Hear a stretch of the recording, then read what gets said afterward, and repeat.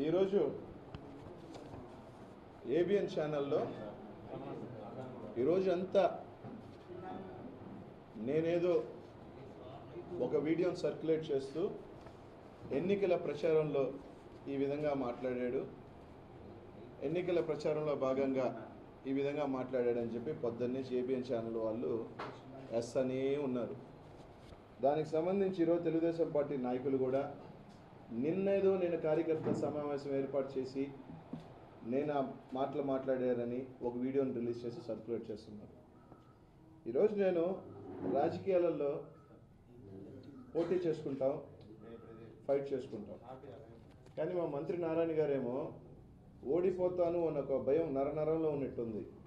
100 కోట్ల డబ్బు, 50,000 సెల్ ఫోన్లు, 50,000 కుంకుమ బరులు, ఆయన పక్కన తిరుగుతున్న మెగా నాయకులు ఎవరైతే చెప్పుకుంటున్న నాయకులకి కోట్ల రూపాయలు ప్యాకేజీలు కట్టబెట్టినా ఎక్కడో పాపం ఓడిపోతారన్న భయం పెట్టుకొని నిన్న మొన్న వాళ్ళ టీడీపీ వాళ్ళ వాట్సాప్లో వీడియోని వైరల్ చేసుకొని దాన్ని ఈరోజు ఏబిఎన్ ఛానల్లో ఈ విధంగా వైరల్ అవుతుంది. ఎన్నికల ప్రచారంలో చంపడమా చావడమా ఈ విధంగా మాట్లాడాడు అని చెప్పి ఈరోజు అంతా ఏబిఎన్లో లేశారు.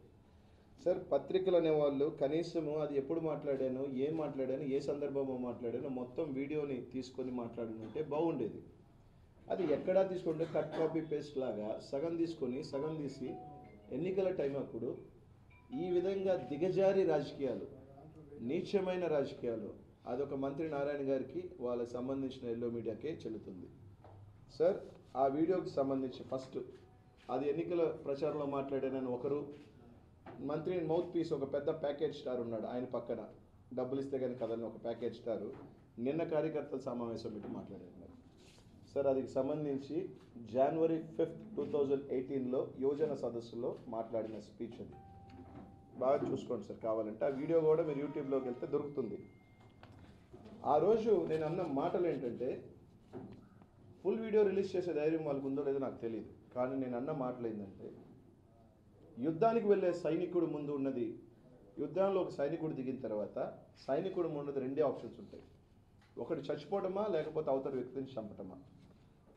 ఆ కాంటెక్స్లో నా కార్యకర్తల సమావేశంలో మనం ఎన్నికల బరిలో తిరుగుతున్నాం, ఒక యుద్ధం లాంటి ఎన్నికల్లో తిరుగుతున్నాం కాబట్టి ఖచ్చితంగా మనం అంత కష్టంగా మనం చచ్చిపోతామా లేకపోతే అంత దీంట్లో మనం ఫైట్ చేయాలని చెప్పి నేను కాంటెక్స్లో మాట్లాడితే మా నాయకుడు జగన్మోహన్ రెడ్డి గారి కోసం అవసరమైతే మేము ప్రాణాలు ఇచ్చేదానికి ఇక్కడ లక్షలాది మందులు ఉన్నాం, కనీసం చంద్రబాబు నాయుడు గారికి ఒక్క మనిషిన ఈ రాష్ట్రంలో ఉన్నాడా అని నేను మాట్లాడితే ముందెత్తేసారు, వెనకెత్తేసారు. ఎత్తేసి ఆ ఒక బిట్టు తీసుకొని సంవత్సరం రోజుల తర్వాత January 5th అంటే ఆల్మోస్ట్ 16 months తర్వాత నీట్గా ఎడిటింగ్ చేసి 2 రోజుల పాటు సోషల్ మీడియాలో పెట్టి దాన్ని ఈరోజు ఏబిఎన్ ఛానల్ వాళ్ళు వేసి దాన్ని నారాయణ గారు ఈరోజు ప్రచార సభలో ఏబిఎన్ ఛానల్ లేకుండా ముందే ఆయన మౌత్ పీసు నిన్న కార్యకర్తల సమావేశం పెట్టిన నిన్న అక్కడున్న ఫేస్కి గెటప్కి ఇప్పుడున్న గెటప్కి చూసినా చాలా తేడా ఉంది. ప్లీజ్ ఎంతకన్నా నేను సాక్ష్యం చూపించాల్సిన అవసరం లేదు, మీకు కూడా ఇస్తున్నాను కాబట్టి యూట్యూబ్లో కూడా అదంతా ఉంది. ఆ రోజు కూడా ఇది పేరు వచ్చిన విజయమా వీరస్వర్గమా అనిల్ కుమార్ అని చెప్పి ఇది నిన్న నేను ప్రచార కార్యక్రమం సార్. నిన్న నా గెటప్ చూసుకోవచ్చు మీరన్నీ కూడా, నిన్న నా గెటప్ ఈ 10 రోజుల పాటు నా దీనిని మీరు చూసుకోవచ్చు. ఇది ఆ రోజు జరిగిన మీటింగ్లో ఉన్న ఇది. ఈరోజు నేను ఒకటి అడుగుతున్నాను సార్, ఎన్నికలు వచ్చినాయి, ఇప్పటికే మీరు అనేక రకాలుగా ఈ నగర ఎన్నికల్ని డబ్బు ఎక్కడా లేని ప్యాకేజీలు, ఇది నేను చెప్పడం కాదు, ఏ నగరంలో ఏ మూలకు వెళ్ళినా ఈరోజు నా మీద దాడి చేస్తున్నారు, డబ్బుతో కానీ సెల్ ఫోన్లో కానీ. ఈరోజు నేను ఎప్పుడో సంవత్సరం రోజుల క్రితము అది కూడా నేను అన్న కాంటెక్స్ట్, ఇప్పుడు మనం ఎక్కడన్నా చెప్పినప్పుడు నా election do or day election అంటాం ఇంగ్లీష్లో, తెలుగులో ఏమంటాం, ఉండటమా చావటమా అని అంటాం. ఆ విధంగా ఈరోజు మన ఒక సైనికుడిని ఉద్దేశించి ఒక యుద్ధంలో ఒక సైనికుడు పోతే ఆ సైనికుడు ముందున్న 2 లక్ష్యాలే ఉంటుంది, ఒకటి మనం చచ్చిపోతాడు లేకపోతే అవతల వ్యక్తిని చంపడం తప్ప పారిపోయే తత్వం ఉండదు. కాబట్టి ఏ సైనికుడికి కూడా ఒక సైనికుడిలాగా పనిచేయాలి మనందరం కూడా. ఆ రోజు జగన్మోహన్ రెడ్డి గారి మీద ఉన్న దీన్ని బట్టి నేను మాట్లాడితే, నా కార్యకర్తలను ఉద్దేశించి మాట్లాడితే ఈరోజు మేము జగన్మోహన్ రెడ్డి కోసం ప్రాణం ఇచ్చేదానికి కూడా సిద్ధంగా ఉన్నాం, ఒక్క తెలుగుదేశం పార్టీ కార్యకర్తన చంద్రబాబు నాయుడు గారికి ప్రాణం ఇచ్చేదానికి సిద్ధంగా ఉన్నాడని మాట్లాడితే అవన్నీ నీట్గా ఎడిట్ చేసి ఈరోజు ఎన్నికల 10 రోజులు అండంగా ఇంత దుర్మార్గంగా ఇంత నీచంగా ఈరోజు ఒక పక్క ఈరోజు నేను ఒక్కటి చెప్తున్నాను సార్ ధైర్యంగా ఈరోజు నా కుటుంబ సభ్యులందరినీ కూడా తీసుకుని వచ్చి కావాలంటే నేను ఎక్కడైనా ప్రమాణం చేయగలుగుతా. ఒక్క తెలుగుదేశం పార్టీ నాయకుడైనా కానీ నా అవినీతి మీద కానీ నేను ఎక్కడైనా కానీ ఒకరిని బెదిరించినట్టు కానీ ఒకరి దగ్గర కానీ నేను డబ్బులు తీసుకున్నట్టు కానీ ఒక అవినీతి కానీ 5 సంవత్సరాల్లో నేను శాసనసభ్యుడిగా ఒక్క అలిగేషన్ చేయమనండి సార్. నా మీద ఒక గతంలో రామకృష్ణ గారు ఎస్పీగా ఉన్నారు, ఇంకా ఇప్పుడు కూడా ఉన్నారు సార్. దీనికి కూడా నేను క్లారిటీ ఇవ్వాలనుకుంటున్నా. నా మీద ఇచ్చింది ఒక బెట్టింగ్ నోటీస్ మాత్రమే.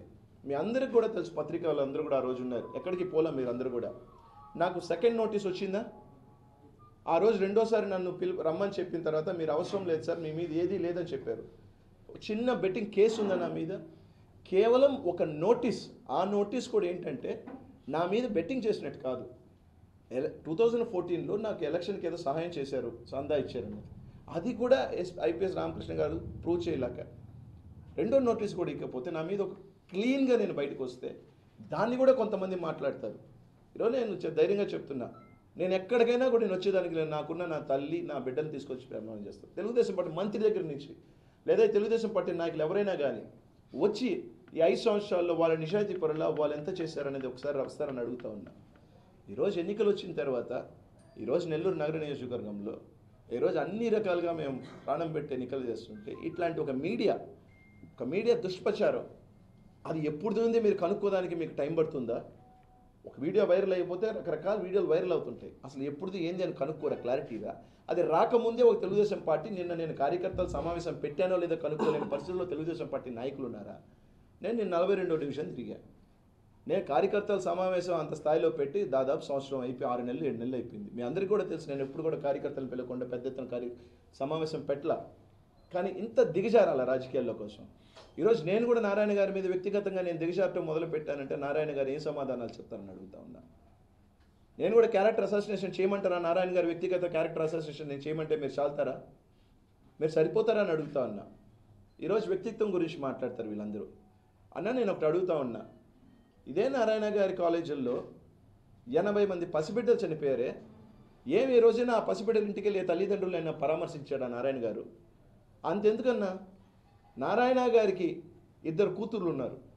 2 కూతుర్ల కన్నా చిన్న వయసున ఒక అమ్మాయి 3rd ఇయర్ చదువుతున్న మెడికో కర్నూలుకి సంబంధించిన ఒక ఆడబిడ్డ చనిపోతే అదే రాత్రి మంత్రి అప్పటికి ఇంకా ఆ క్యాంపస్లోనే ఉన్నాడు.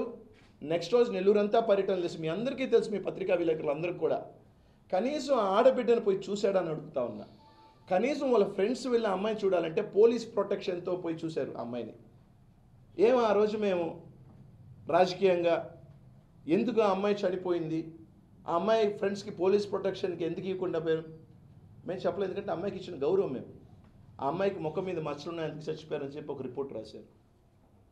ఈరోజు నేను అడుగుతా ఉన్నా, మాట్లాడే పక్కన ఉన్న వాళ్ళందరూ, అయ్యా మీ ఇంట్లో మీ బిడ్డలు ఇలా చనిపోతే ఇలాగే మీరు వత్తాసు పలుకుతారా?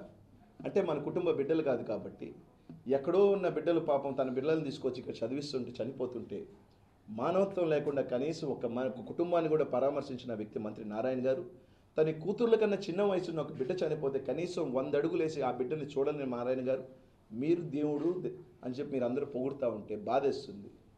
మీ ఇంట్లో కూతురు ఉంటే, మీకు ఒక ఆడబిడ్డ ఉంటే, మీ ఇంట్లో 15 సంవత్సరాల కొడుకుంటే ఇలాగే చనిపోతే మీరు ఇలాగే స్పందిస్తారా? మీరు ఇలాగే మద్దతు పలుకుతారా? నేను అడుగుతా ఉన్నా. మాట్లాడటం మొదలుపెట్టానంటే నారాయణ గారు ఇంకా రోజు నేను కథలు చెప్పగలుగుతా, రాజకీయాలు చేద్దాం, నువ్వేదో చెప్పుకుంటున్నావు, నువ్వేదో అభివృద్ధి చేసావని, నాది నేను చెప్పుకుంటున్నా. కానీ తప్పుడు ఎడిటింగ్ వీడియోలు 1.5 సంవత్సరం క్రితం నేను మాట్లాడిన వీడియో ఎడిటింగ్ చేసి నీకు ఒక తొత్తు ఛానల్ ఉందని, ఏబిఎన్ ఛానల్ ఉందని, నీకు ఒక తొక్కలో ఛానల్ ఒకటి ఉందని, పొద్దున్న లేస్తే నేను ఇట్ట మాట్లాడాను ఒక డ్యామేజ్ చేసి, ఇంతకన్నా నిశ్చయం లేదు. ఇక్కడి నుంచి ఆర్ఓ గారి దగ్గరికి వెళ్తున్నాను, కంప్లైంట్ ఇస్తున్నాను, రేపు ఎస్పీ గారిని కూడా కంప్లైంట్ ఇస్తాను, ఎలక్షన్ కమిషన్కి కూడా కంప్లైంట్ ఇస్తాను, అవసరమైతే లీగల్ యాక్షన్ కూడా తీసుకుంటాను. రాజకీయంగా ఎదుర్కోవాలంటే ఫేస్ టు ఫేస్. ఇప్పటికే 100 కోట్లు పెడతానంటున్నావు, 50,000 సెల్ ఫోన్లు అంటున్నావు, 50,000 కుంకుమ బర్రెలు అంటున్నావు, నీ చుట్టుపక్కల నాయకులకి కోట్ల ప్యాకేజీలు ఇచ్చున్నావు. ప్యాకేజీలు ఏందో బయటికి మాట్లాడే నాయకులు చాలామంది ఉన్నారు, అందరికీ తెలుసు, నెల్లూరు నగర ప్రజలందరికీ. వాళ్ళందరినీ తిప్పుకుంటున్నావు. అంత భయం ఉన్నోడివి, అంత భయం ఉన్నోడు ఇంకా దిగజారి ఓటమి భయం నీకు పట్టుకుంది, అది నాకు తెలుసు. ఓటమి భయం నీకు ఎందుకంటే నువ్వు ఏ రోజు జనాలు కనిపించదు, నీకు జనాలంటే గౌరవం లేదు, నీకు రెస్పెక్ట్ లేదు. మంత్రి నారాయణ గారికి యుద్ధం చేయాలి అంటే నేరుగా చేసుకుందాం. చిల్లరగా చీప్గా అంటే నీ వ్యవస్థే అంత అనుకో. ఎందుకంటే చిన్న స్కూల్స్ని తొక్కి వాళ్ళని బెదిరించి డబ్బుతో అధికారులను కొని కొంతమందిని ఆ స్కూల్ని మూసేయించి లాక్కొని కబ్జా చేసిన చరిత్రనిది. ఒక కార్పొరేట్ మాఫియా వ్యవస్థకి నువ్వు అధిపతి పోయి ఇంతకన్నా దిగజారుతావు అని నేను కొత్తగా ఎక్స్పెక్ట్ చేయాల్సిన అవసరం లేదు. ఈరోజు జగన్మోహన్ రెడ్డి గారు ముఖ్యమంత్రి అవుతున్నారు, ఈ రాష్ట్రంలో గాలి ఉంది. ఏదో విధంగా వైఎస్ఆర్ కాంగ్రెస్ పార్టీ నాయకులు ఇట్లాంటి వాళ్ళు అట్లాంటి వాళ్ళు అని ఏబిఎన్లో ప్రచారం చేసి తెలుగుదేశం పార్టీ పచ్చ చెంచాలు ఇట్లాంటి వాళ్ళందరూ ఇట్లాంటి నాయకులనే మనం ఎంచుకునేది, ఇట్లాంటి నాయకులనే మనం అసెంబ్లీకి పంపించేది అని చెప్పి వాళ్ళు పెద్ద మహాపతివ్రతల్లాగా వాళ్ళు మాట్లాడటం నిజంగానే బాధేస్తుంది. నడి రోడ్ల ఎంఆర్ఓలను కొట్టిన చరిత్ర, నడి రోడ్ల బూతులు తిట్టిన చరిత్ర మీ పక్కన పెట్టుకొని మా కార్యకర్తలను ఉద్దేశించి ఒక సైనికుడితో నేను పోలిస్తే, ఒక యుద్ధంలో ఒక సైనికుడితో పోలిస్తే దాన్ని కూడా ఎడిటింగ్లు వేసి కత్తిరించుకొని కటింగ్లు చేసుకొని ఏమి కర్మరా నాయన మీకు. ఓడిపోతామంటే ఇంకా మీరు ఎంత దిగజారుతారో మాకు తెలుసు. ఇంకా ఈ 5 రోజుల్లో మీకు ఏం రాసుకోండి ఆయన. నా మీద రాసి అలవాటు అయిపోయింది మీకు. లేనిపోని అన్న అటాచ్లు చేసుకోవటం అదే. ఈరోజు నెల్లూరు నగర ప్రజలు నమ్ముతున్నారు. నా మీద ఈ రోజు దాకా అవినీతి మచ్చ నువ్వు ఎతికి వెయ్యాలన్నా వీళ్ళు మీరు చించుకున్నారు నా మీద బెట్టింగ్ అలిగేషన్స్ వేయాలని. నా మీద మీ ప్రభుత్వం, మీ గవర్నమెంట్ మీరు నన్ను చేయగలిగింది జస్ట్ ఒక నోటీస్ ఇచ్చి దాన్ని పేపర్లో టీవీలో వేసుకొని ఒక 2 రోజులంతా బెట్టింగ్లో ఇన్వాల్వ్మెంట్ అని చెప్పి రచ్చ చేయగలిగారు. కానీ కేసు కట్టలేకపోయారంటే నేను నిజాయితీ నేను ప్రతిపక్షంలో నిజాయితీగా బయటకు వచ్చా, అధికార పార్టీలో కానీ నిజాయితీగా బయటకు వచ్చింది. ఒక ప్రతిపక్షంలో ఒక ఐపీఎస్ రామకృష్ణ గారు చేసే ఆఖరికి మీరు ఇవ్వగలిగింది ఆఫ్టర్ ఆల్ ఒక నోటీస్. దాన్ని కూడా మీరు ప్రూవ్ చేయలేకపోయారంటేనే దట్ షోస్ మై ఇన్నోసెన్స్. అది నా నిజాయితీ. కాబట్టి కొంతమంది నాయకులు ఎట్టంటే మాట్లాడేస్తే రాజకీయాలలో కామ్గుంటాం, పడి చచ్చి ఊరుకుంటాం, మాకు నోరు ఉంది ఎట్టంటే మాట్లాడుకుంటాం, మా ఇష్టం వచ్చినట్టు మాకు ఛానల్ ఉన్నాయి చేస్తారంటే మాత్రం కరెక్టే పద్ధతి కాదు. ఖచ్చితంగా ఏప్రిల్ 11వ తారీఖున నెల్లూరు నగర ప్రజలందరికీ చెప్తున్నాను, ప్రతి ఒక్కరికి చెప్తున్నానన్నా, ఈ వీడియోని ధైర్యం ఉంటే వాళ్ళని ఫుల్ వీడియో రిలీజ్ చేయమనండి. అది వాళ్ళకి లేదు. సంవత్సరం క్రితం నా కార్యకర్తలను ఉద్దేశించి ఒక యుద్ధంలో సైనికుడితో నేను మాట్లాడితే దాన్ని కటింగ్ చేసి మార్ఫ్ చేసి ఈరోజు రిలీజ్ చేసి నేనేదో ఎన్నికల ప్రచారంలో చేశానని మాట్లాడుతున్నారు. ఈరోజు ఒకటే అడుగుతా ఉన్నా మిమ్మల్ని అందరినీ కూడా, నేను నిజాయితీగా ఉన్నాను, నెల్లూరు నగరం ప్రజల కోసం పడ్డాను, తిరిగాను, ప్రతి గడపెక్కాను. మీరు నిజంగా నమ్మితే ఈరోజు నేను చెప్తున్నా, నా కుటుంబంతో సహా ఎక్కడికైనా వచ్చే ప్రమాణానికి నేను సిద్ధం. ఈ మధ్య ఒక ఆయన వచ్చి నా మీద చేసిన అలిగేషన్లు కూడా నేను సిద్ధం. ఆయన పేరు నేను చెప్పదలుచుకోవట్లా. అయినప్పటికీ మీలో ఎవరైనా సిద్ధమని అడుగుతా ఉన్నా. అలిగేషన్ చేసి మీ ఇష్టానుసారంగా నిన్న మాట్లాడారని ఒక ప్యాకేజ్ మాట ఒక నాయకుడు మాట్లాడతాడు, ప్యాకేజ్ వీరుడు. అలిగేషన్ వేస్తే ప్రూవ్ చేయండి, అలిగేషన్ వేస్తే ఇది చేయండి. ఈరోజు నేను చెప్పా ఆ వీడియో ఎప్పుడు దానికి ఏం వివరణ ఇస్తారు ఈరోజు మీరు? దయచేసి నేను చెప్తున్నా, మంత్రి దిగజారుతాడని మీకు తెలుసు, మీ చుట్టుపక్కల మీకే తెలుసు మంత్రి మీకు ఎంత గౌరవిస్తాడా, మీకు ఎంత విలువిస్తాడు. కానీ మీరు డబ్బుల కోసం కక్కుర్తిపడి ఆయన దగ్గర ఉన్నారు. దాన్ని నేను కాదన్నాను. దయచేసి నెల్లూరు నగర ప్రజలను అర్థం చేసుకోమని చెప్తున్నా. ఎన్నికల వేళ ఇట్లాంటి చీప్ ట్రిక్స్, చీప్ పాలిటిక్స్, ఎడిటింగ్లు కట్లు పేస్ట్లు చేస్తే ఎవరికైనా పొలబెట్టచ్చు, ఎవరికైనా గొడవలు పెట్టచ్చు. దయచేసి నెల్లూరు నగర ప్రజలు అర్థం చేసుకుంటారని ఈరోజు ఖచ్చితంగా ఇప్పుడు ఆర్ఓ దగ్గరికి వెళ్తున్నాం. మేమందరం కూడా కంప్లైంట్ ఇస్తాను, రేపు ఎస్పీ నేను కంప్లైంట్ ఇస్తాను. ఈరోజు ఎన్నికల టైంలో ఏదో ఒక రకంగా నన్ను డిస్టర్బ్ చేసి నన్ను మానసికంగా దెబ్బ కొట్టచ్చని మీరు అనుకుంటున్నారేమో. నా మానసిక స్థైర్యం చాలా గొప్పది, నేను తట్టుకునే శక్తి నాకుంది, కష్టాలతోనే పెరిగా.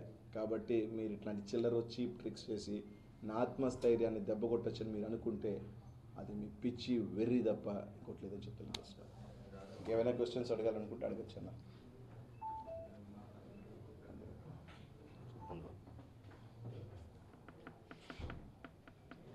Any questions?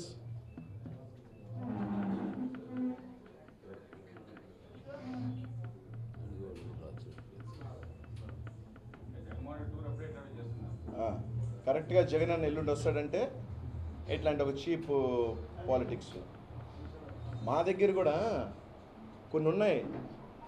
ఆయన అవి రిలీజ్ చేసామనుకో బాగోదు. మేము దిగజారుల రాజకీయాల్లో మేము ఆవేశంగా మాట్లాడినా, మా కార్యకర్తలను ఉద్దేశించి కొంచెం స్ట్రాంగ్గా మాట్లాడినా, ఒక ఆత్మస్థైర్యం నింపాలని మాట్లాడినా రాజకీయాల్లో ఖచ్చితంగా విలువలను పాటిస్తాం. రాజకీయాల్లో ఖచ్చితంగా క్యారెక్టర్ విలువలతో పాటిస్తాం. మేము వాళ్ళలాగా మాట్లాడేసి చేయలేదు. నేను చెప్పిన కంటెంట్ కాంటెక్స్ట్ అది కాక కట్లు కాపీ పేస్ట్లు ఏమయ్యా ఇది. జగన్ ఎల్లుండి వస్తున్నాడు కాబట్టి ఇట్లాంటి ఉద్యమాలను వెళ్తే నేను ఏదో కన్ఫ్యూజ్ పోతానన్నా. మేము చాలా క్లారిటీగా ఉన్నాం. ఇట్లాంటివి మా మీద వస్తాయని మాకు ముందే తెలుసు. ఎందుకంటే మీ బతుకులే అయ్యి, మీ జీతాలు అయ్యి ఇట్లాంటి చీప్ చేష్టాలు చేసి మీరు రావటం. ఎల్లున్నారు ప్రజలకు విన్నపంతో చెప్తున్నా. ఆయన జీతాలు ఏందో ఆయన కూడా మా దగ్గర చాలా ఉన్నాయి. రిలీజ్ చేసాడంటే ఇంక ఎన్నికలు ఇంట్లో నుంచి కూడా బయటికి రాలేడు. అవి రిలీజ్ చేయించుకోవద్దని చెప్పండి మమ్మల్ని రెచ్చగొట్టి. అక్కడ మేము దిగజారటం మొదలు పెడితే